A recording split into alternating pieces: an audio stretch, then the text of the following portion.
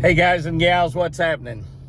I am driving right now, coming back from Montgomery, Alabama. I've got Chris sitting right over there beside me. We just stopped and had a Brahms caramel sundae with nuts, so we're in pretty good shape right now, I promise you. All sugared up. If you want to stay sweet, you got to have a lot of sugar, so you need a lot of Brahms. You need a lot of Bluebell ice cream also. So, eat Brahms on the road, Bluebell at home. That's what we do. We ate some Brahms at home too. It's pretty good. But I've been down to Ray Scott's memorial celebration of life in Montgomery, Alabama. It's 880 miles down there from the ranch. If you go back through where Sherry and Jack live, which I did, I thought it was a little bit too long a driving trip for Chris, and so she stayed with Sherry and Jack Monday and Tuesday. But I drove down there Monday, and yesterday, Tuesday, was the memorial, and it was fantastic. Lasted 3 hours. Great speakers, great friends of mine. Johnny Morris was the keynote speaker. Bob Cobb, who wrote the first fishing story about me ever when I was in high school, fishing there on Lake Tenkiller, catching white bass at night. I mean, nothing about bass fishing, but he later wrote a lot of stories about me. But Bob Cobb is, without Bob Cobb, BASS might not have been a success. And that's according to Ray Scott. That's not me saying that. That's Ray Scott saying that.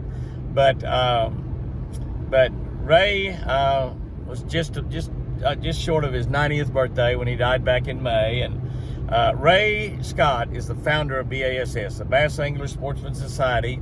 I did not fish the first tournament. It was in 1967 in Lake Beaver. It might have been 67 or 68, Lake Beaver. I fished the second or third tournament, which was Eufaula, Alabama. That BASS ever had. Smith Lake in Jasper, Alabama might be second. I'm not real sure. I just never have checked. And I know I fished Eufaula and did not fish Smith. I know that, but I don't know which one was second, which one was third. But Ray Scott, an incredible man of vision, a dreamer, he didn't really start tournaments. There was bass tournaments already going around. There was the World Series of Sports Fishing by High Peskin. They were having stake tournaments here in Oklahoma State Championship. So there was some bass fishing tournaments going on, Project Sports Incorporated. But nothing like what Ray Scott developed in the Bass Angler Sportsman Society. And I just had to get on here and talk a little bit about that memorial and a little bit about what went on because it was fantastic. My buddy Johnny Morris, the founder of Bass Pro Shop, was the keynote speaker. Johnny did an incredibly great job. He got emotional, as Johnny does. He's just a very emotional man, a great friend. And Bill Dance, my buddy Bill Dance, was one of the speakers also. Bill, one of the very first players in BASS, just like I was. And then Roland Martin, my buddy Roland. And Roland did an exceptional job speaking. Everybody did. And then Gary, I think Bruton, Ray's preacher there at Pentlala Baptist Church forever.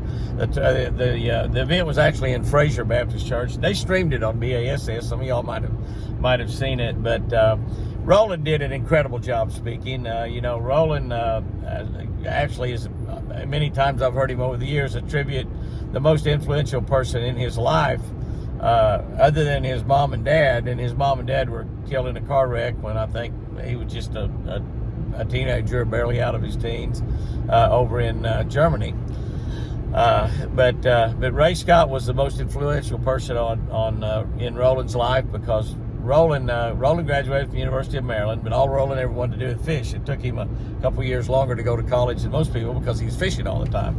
But Roland gave an incredibly great talk and told some great stories about the early days of BASS and Ray Scott and how the first tournament he went to was at Eufaula, Alabama.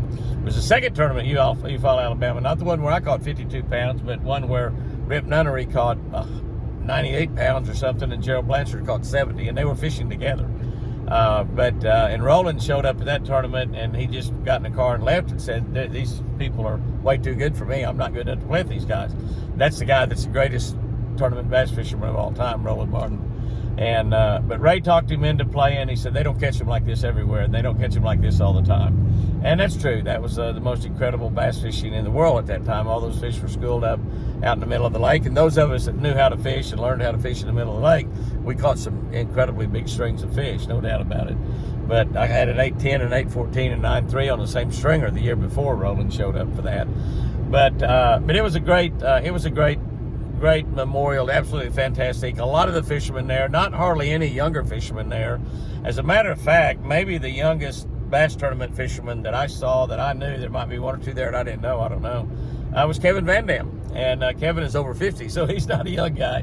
But there was a lot of picture taken. I got a picture sent to me that had Bill Dance and Roland Martin and Johnny Morris and Hank Parker and Helen Sevier, who owned Bass for quite some time, and Hank Parker and myself in it. And that is like absolute royalty in the bass fishing world, and always will be, irrespective of what kind of records and tournaments and things people win in the future. That is bass fishing royalty right there. Bill Dance, Hank Parker, Roland Martin, Johnny Morris, Bob Cobb, the editor for Bass, and Helen Sevier, like I said, a long time owner of BASS, and myself. It just it's an awesome picture. It's one that I'll cherish as long as I live, and I'm sure my kids will cherish a long time after I'm gone.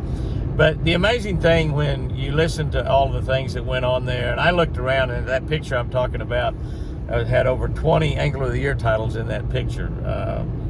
Not many Classic championships, because I think Hank was the only one up there of the bunch that had won a Bassmaster Classic. Roland, Bill, and I never won one. Neither did Johnny. Johnny Morris actually fished 5 Bassmaster Classics. He qualified for the first 5 Bassmaster Classics, but he didn't win any of them. But then he decided he'd rather sell boats and motors and rods and reels for a living. He's done pretty good at that. But as I looked around there was a lot of the older fishermen that fished tournaments and have quit, like Junie Copley, who was a really good tournament fisherman. And but Paul Elias is there, Shaw Grigsby, David Fritz, so many.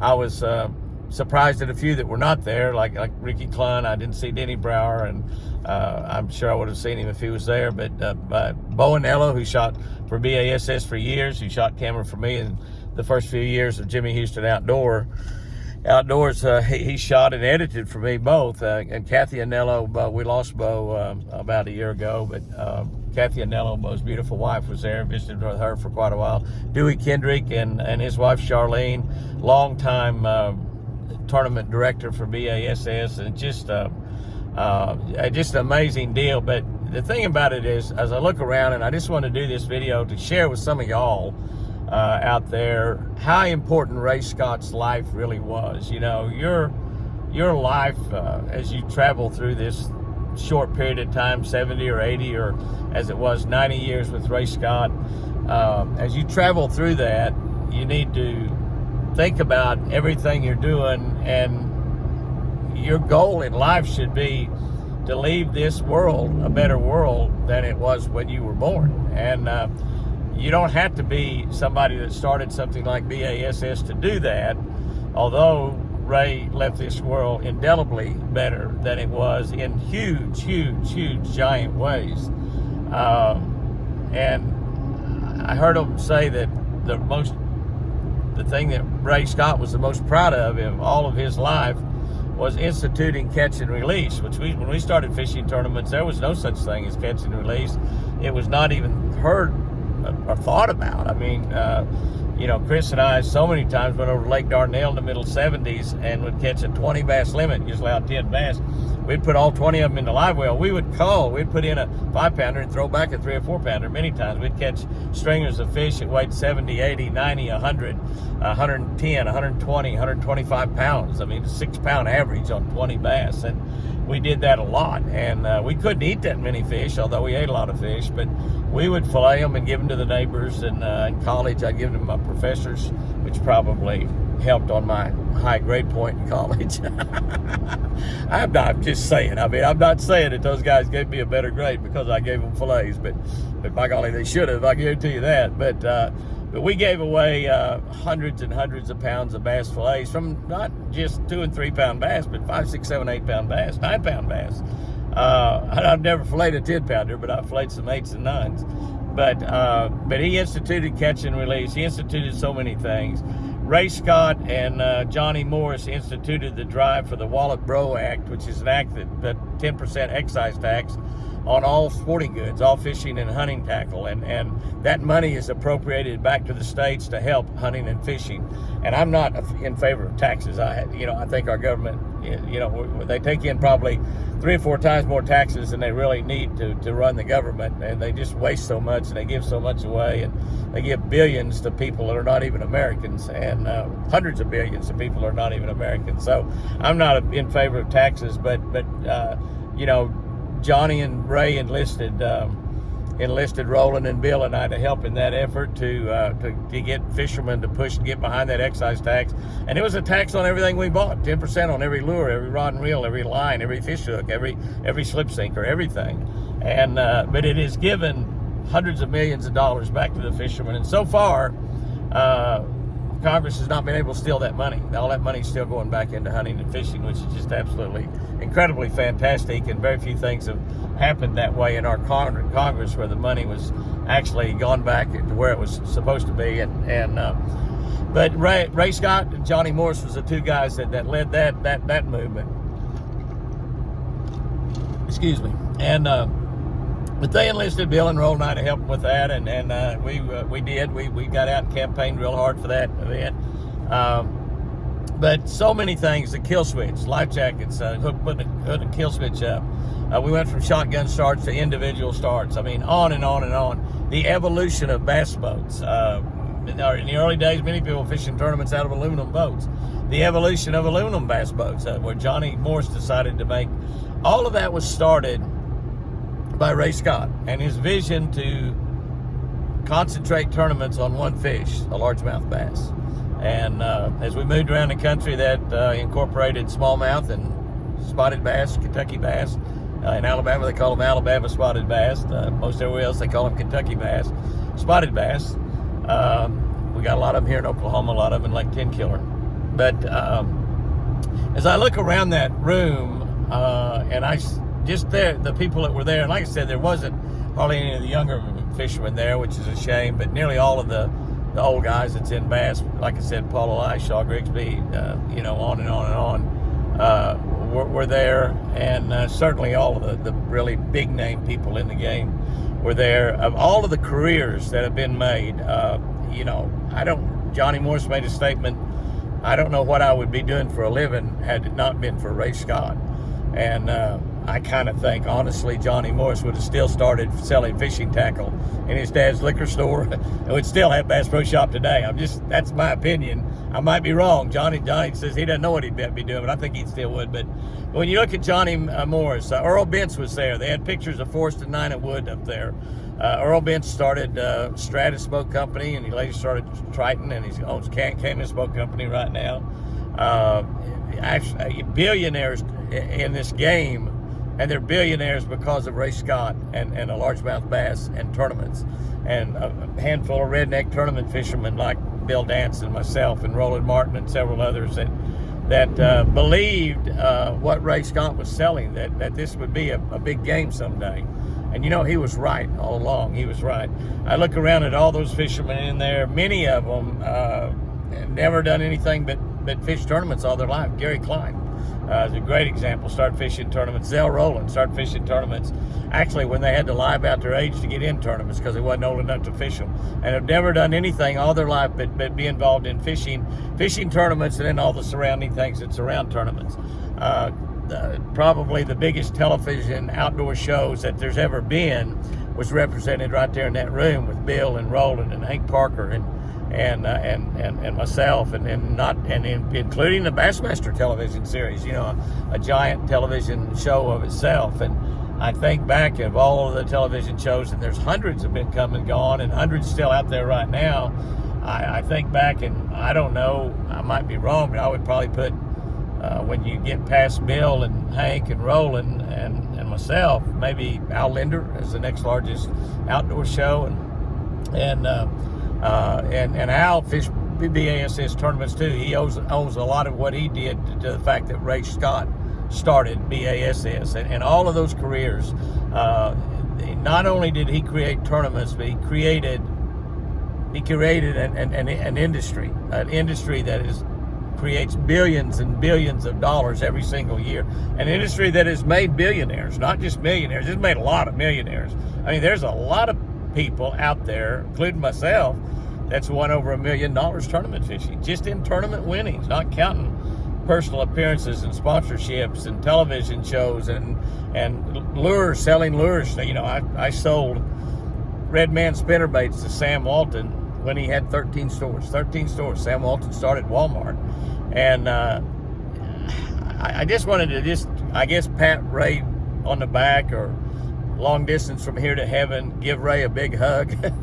And just let every one of you out there know, and many of you don't even fish. I know that's on our Twin Eagle Ranch YouTube channel, and a lot of you on Facebook don't even fish, but you're on there because of our ranch channel, our deer, our daily devotional channel, Catch a Better Life. But I just wanted to, I guess, pat Ray Scott on the back and just set him up there and hold him up, put him on a pedestal a little bit. Ray was not a saint. He probably is now. You know, once you get to heaven, that's what you become. You become a saint. Very few of us are saints here on earth. I certainly don't fall into that category.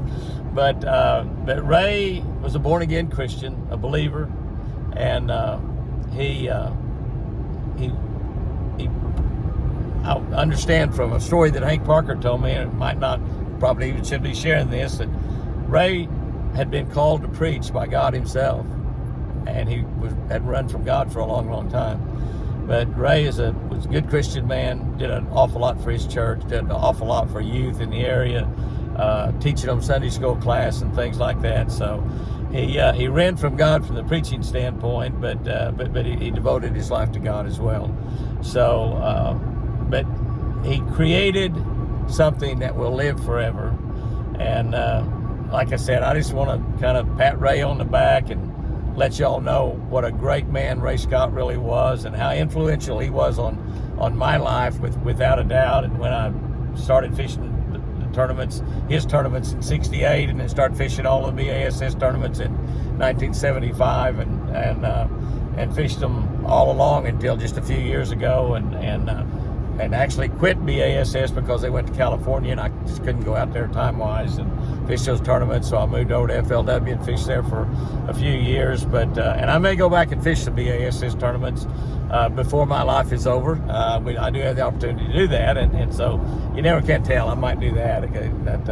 But I just want to personally, publicly thank Ray Scott on behalf of myself and on behalf of everybody that's out there in the bass fishing game, not just tournament fishermen, but people like Earl Bentz and Johnny Morris and Forrest Wood. Forrest fished was like Johnny. He fished tournaments for a long time. But just thank Ray for what he created, and he built an industry. He left this world better than it was when he was born into it. And the other thing I just wanted to mention is only in America could this have happened. And the reason I say that, and you know, bass fishing is all over the world now. Johnny mentioned in his talk yesterday, you know, we have tracker boat dealers and ranger boat dealers in Spain and Italy and Africa and several countries. And bass fishing is done, and tournament fishing done in a lot of countries now, not just the United States of America. But only in America could a man like Ray Scott, a dreamer, had a dream, had a vision, and fulfilled it. Only could a man like Johnny Morris started with selling fishing tackle in his dad's liquor store, and ended up building an empire with 100 Bass Pro Shop stores and 100 Cabela's stores, and selling more boats than anybody in the world. White River Marine, and Ranger, and Tracker, and Nitro, and Tahoe, and all the pontoon boats and everything, the tracker boats. Only in America could that happen. And I say all that just to, again, say how proud I am to be an American, how fortunate I have been to be born in this great country, and on top of that, to be born into a Christian household with a Christian mom and a Christian daddy that raised me that way. But You may be out there right now and be 12 or 14 years old watching this on social media, listening to this. You may be 20 or 30. You may be out there with an idea or a dream of your own. And can I tell you, it's still possible in America. It's still doable. There will be more Ray Scotts. There will be more Johnny Morses. There'll be more Bill Dances and Hank Parkers and Roland Martins, Kevin Van Dams, Ricky Cluns. There will be more. And we live in the greatest country in the world. We fight for it. We bleed for it. We die for it. And we'll continue doing that. But you happen to live, if you live in this great country, and I know that we've got a lot of people following from outside the United States. If you live in this country, you live in the greatest country in the world. And Ray Scott, who left us at age 90, left this world, left the United States far, far better than when he entered it back in 1922. So, guys and girls, do the best with every day you've got. Dream big, dream huge, dream impossible. Dream as big as the God we serve really is, because the impossible happens right here in America. Ray Scott, remember, I love you. I'll see you again someday. And guys and girls, I love you as well.